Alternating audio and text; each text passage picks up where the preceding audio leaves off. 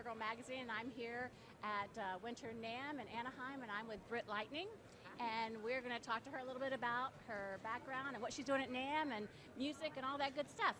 Awesome. Hi, thanks for having me. Oh, you're great. So what are you doing here at NAMM? Have you got to see anything? I mean, it's only the first day, but have you been around, and what do you have scheduled here? Yeah, I was just over at GHS, and so I love the guys over there, just hanging out. And I'm headed to Hughes and Kettner to make a tone profile and start working with them. And I'm going to head up to Taylor Guitars and Jackson. So yeah, got a little agenda and a few other places here and there. Yeah. So what is a tone profile? It's like a thing that people can download to get, like, you can download Eddie Van Halen's tone or something from, this track, and it's like the settings kind of that he used or something like that. So we'll just set a tone profile for like my settings and what I like to use. And well, speaking of tone, can you define your tone and how has it developed over the years? Sure. It's pretty, I try to keep it pretty basic. So I'm playing Hughes and Kettner now. And other than that, I use the amp gain. And then I have just a few pedals. I'm using the more audio pedals. Oh, that's who else I have to go visit today. Thank you for reminding me. And they're great because they're like the smaller pedals, so they don't take up that much of a footprint. So it's great because we do a lot of fly dates. And it just fits in my backpack. And I just use an analog delay. And I've got a tuner pedal, analog delay, a boost, and a crybaby wah, and that's pretty much it. Keep it nice and simple. You just answered my next question about amps and pedals. All right. So what guitars do you play? Are you playing a Taylor guitar? I do for acoustic, and then for electric, I've always played Jackson's, the Randy Rhoads Flying V's. I love those guitars. With Seymour Duncan pickups, that's always been my go-to. But I also love Les Pauls, play a lot of Les Pauls, and I recently got a Les Paul that has a Floyd Rose in it, so that's kind of been fun and different. So yeah, those are my two top choices. Great.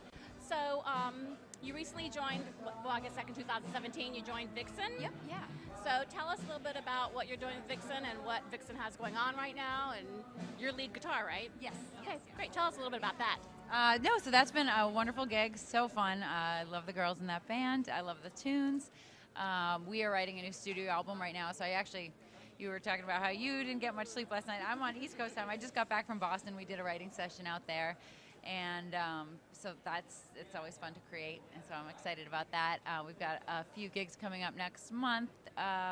We're doing the Monsters of Rock cruise, which is great, out of Miami through the Caribbean with a lot of cool bands. And we're doing some other festivals, the M3 Festival in Maryland, and a couple other things. A lot of gigs coming up this summer, so hoping to get some tunes done and then just be busy out on the road. Do you have an idea of like a release date? Will it be this year, or are you thinking next year? I would hope so, but we don't have a date. We're just we're not rushing things. We're just getting some really good material. So once we feel satisfied, we'll get it out there. Now, when did you start playing guitar? I started playing guitar summer after freshman year of college. So I guess I would be like 15 or 16. Okay. Yep, and was hooked ever since. What inspired you to pick up the guitar and play? It sounds so cliche, but I heard Eruption by Eddie Van Halen, and I was just like blown away in that. And then I got really big into Metallica, and I played the flute prior to all that. And then I was like, I can't play Metallica or Van Halen on the flute, so I think it's time to change instruments.